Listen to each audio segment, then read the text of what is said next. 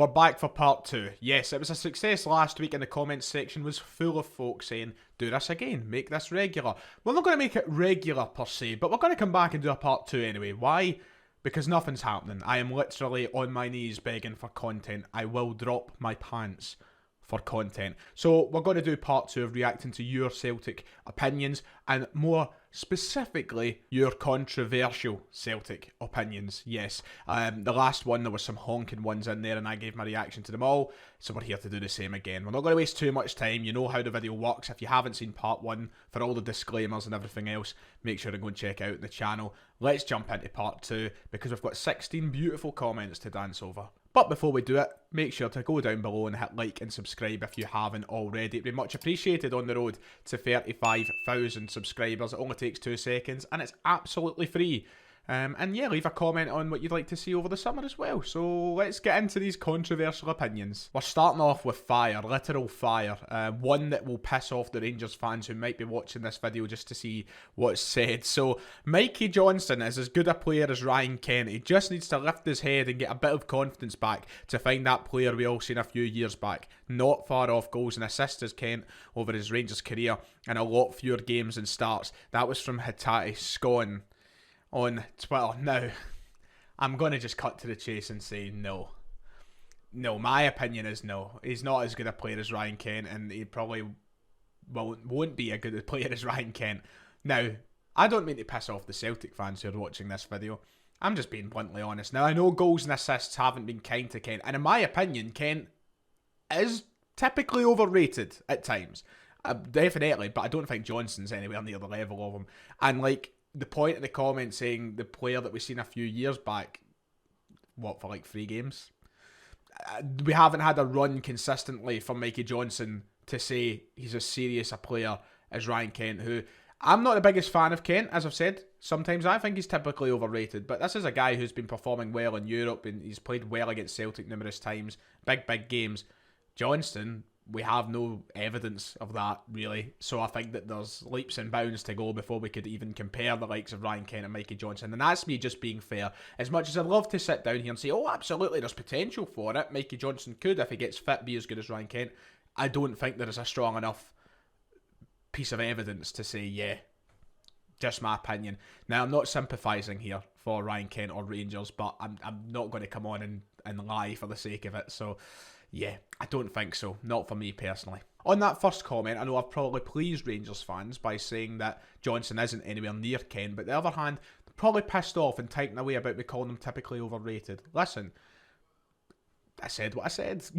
Ryan Hamilton, he said Barkas will do well at Utrecht and come back fighting for the #1 shirt. Listen, we spoke about this in yesterday's video. There is every possibility that Barkas could go away and do well enough at Utrecht to come back to Celtic and warrant a chance once more with our side, but I think his ship has sailed, and I'll be bluntly honest in saying, despite him playing anywhere, like, you know, he could play exceptionally well at Utrecht. And I still think the writing's on the walls for him at Celtic. I don't think that we have a plan for him. I don't think he necessarily has a desire to kick on and keep playing here. I think both parties see a career away from Celtic. And that's even if he does really well at Utrecht. So, as much as I'd love it to happen as an avid Barkas fan and a man who's been part of the back Barkas movement from day one, I don't think there is a future for him at Celtic. And I don't think that his form this season will change that.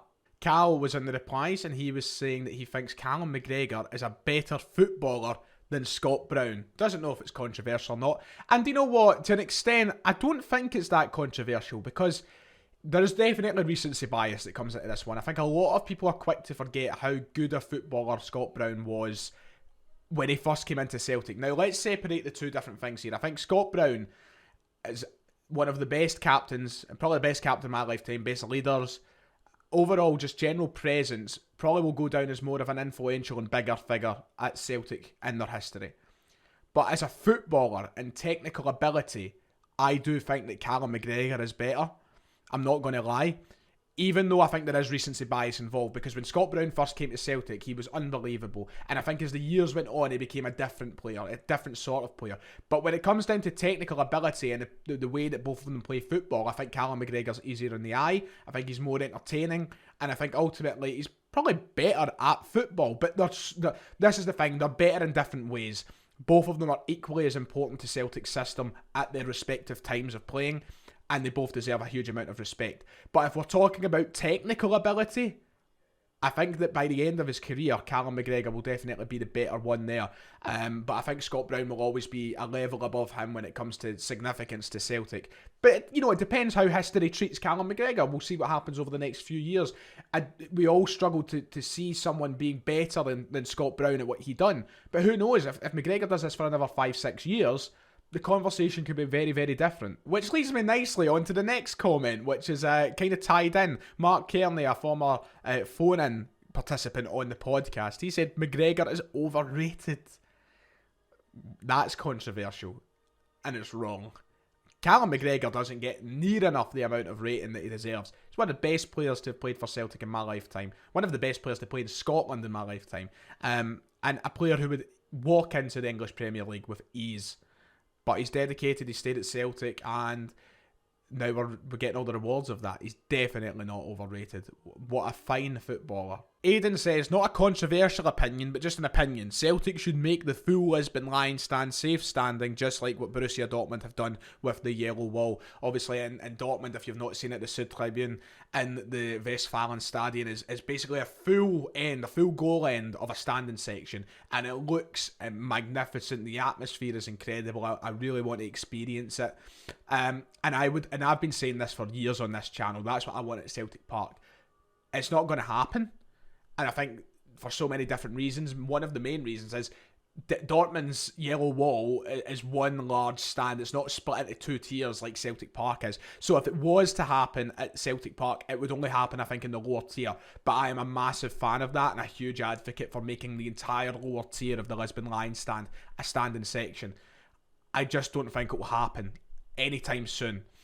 I hope it does, but I'm a huge fan of the idea. I don't think we'll ever see standing sections in the upper tier of Celtic Park. If we do create more, I think it will all be in the lower tier of the stadium. But I would love the entire Lisbon Lion end to be a standing section. I think that would be a marvellous sight. So Stephen says, every player we sold last summer wouldn't get into our starting 11 right now, all being fit. And we pocketed nearly £50 million.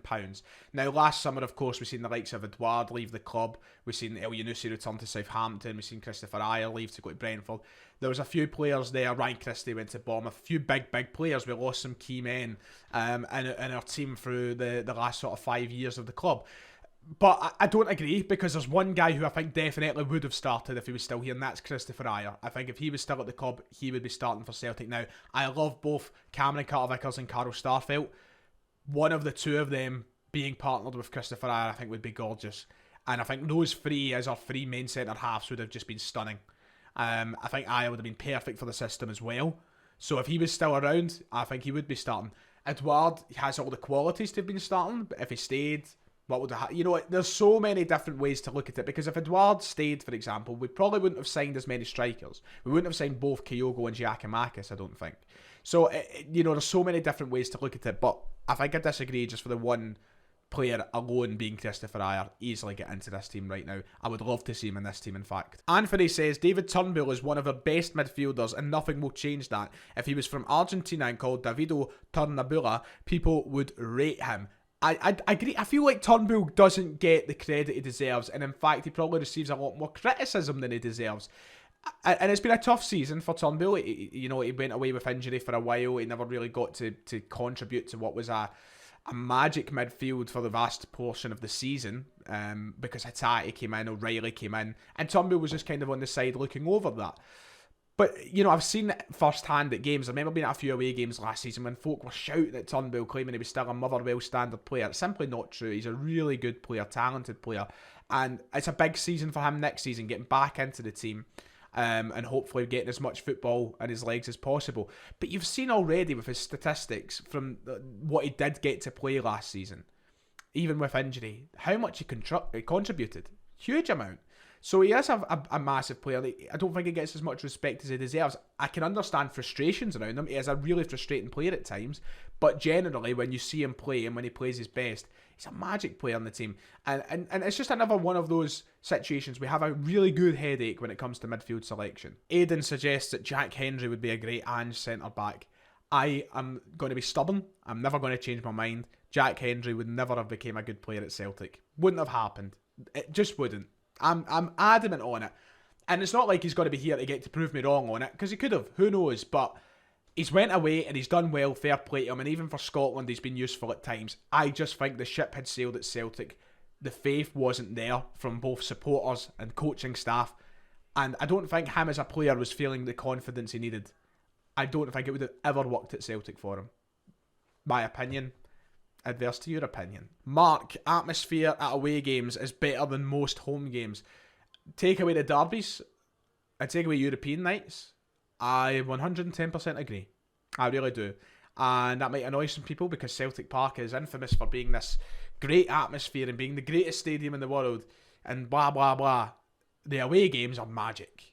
And the much more kind of, I feel like there's just a football feel to the away games, and you're kind of closer to the fans, and I don't know, away games are just a lot better. I feel they're louder, they're easy to participate in. You feel like you're actually part of something. Whereas when you're tucked up in the upper tier in a home game and you're playing, I don't know, Motherwell on a random Saturday afternoon, yeah, it's good. Don't get me wrong. I'm not saying it's bad, but it's more exciting the away day, and I think the away days just feel like a day out, don't they?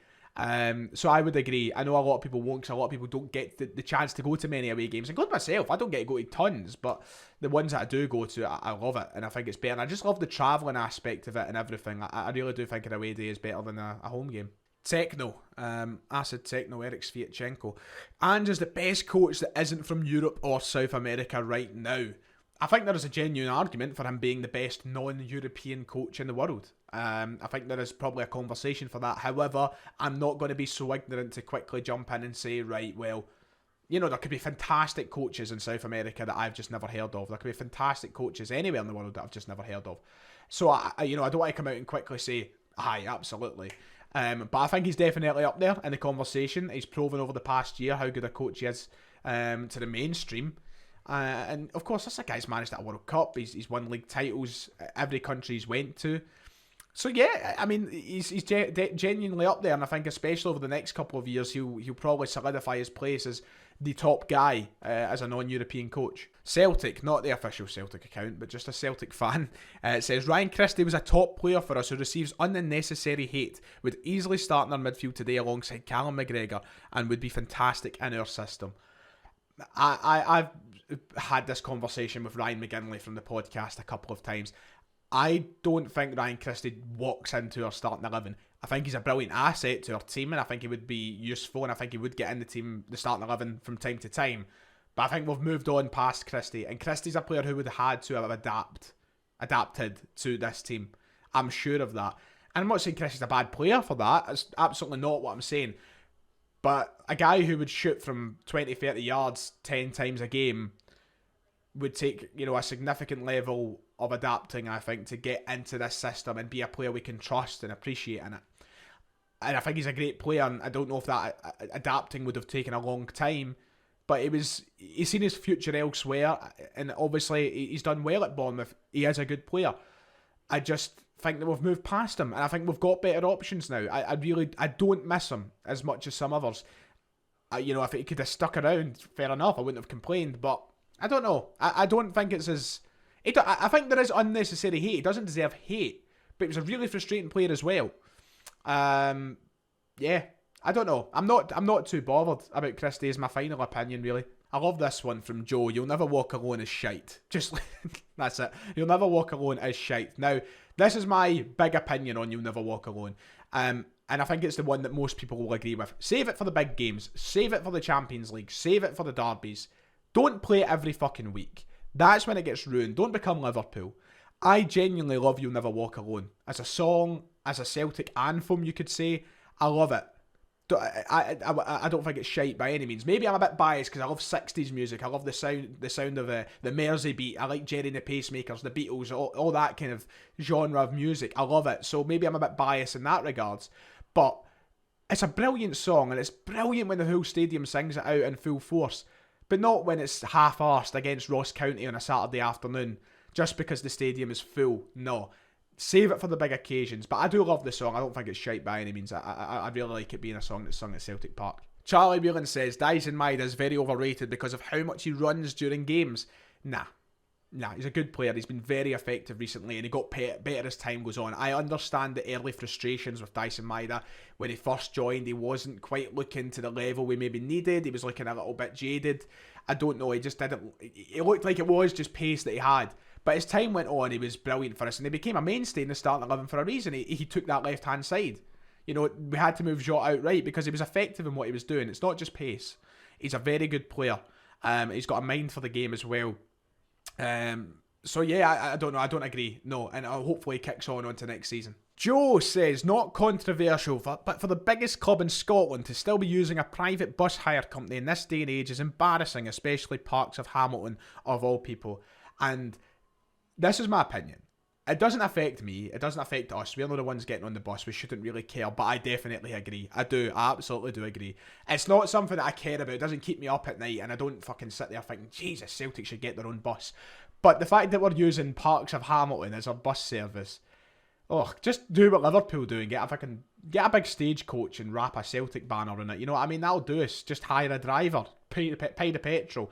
You know what I mean? It can't be that difficult, surely. But I do agree. It's the fact it's Parks of Hamilton, and I mean, if you don't know what the big situation is with it being Parks of Hamilton, then I'll let you go away and do the research.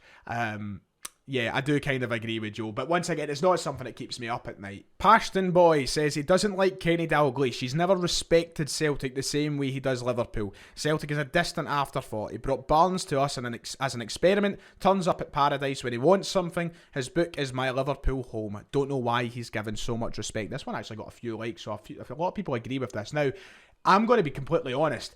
My generation of Celtic fan, and including me in particular, I don't really give a toss about Kenny Dalglish. You know, I associate him more with Liverpool, as you've said. I look at him as a Liverpool legend. But for the generation of Celtic fans who grew up watching Kenny Dalglish, he means so much to them. You know, he's like this iconic player, one of the greatest to ever play for our club, in fact. So I can understand this attachment to Kenny Dalglish. For me, it's not as strong because I never grew up in that generation. So I can understand why folk love Kenny Dalglish. But for me, it's been like, yeah, you know, historic, great Celtic player, and that's about it. I don't have a dislike. I don't have a liking. I just don't really care. But a lot of people seem to be... I've seen a few comments about Kenny Dalglish, actually. A lot of people saying they didn't really care about him, stuff like that. But I guess it's completely different for someone who would have grown up in the era watching, like, you know, the Quality Street Gang and Kenny Dalglish, all those sort of players who came through the 70s. I just never got to experience that, so I'm kind of impartial to it all. I guess he's just a general legend of the game. Right, I'm done. Not even going to do an outro. It's been so long. I've been here all fucking day. See you after. Goodbye, good night. Enjoy your evening, boys.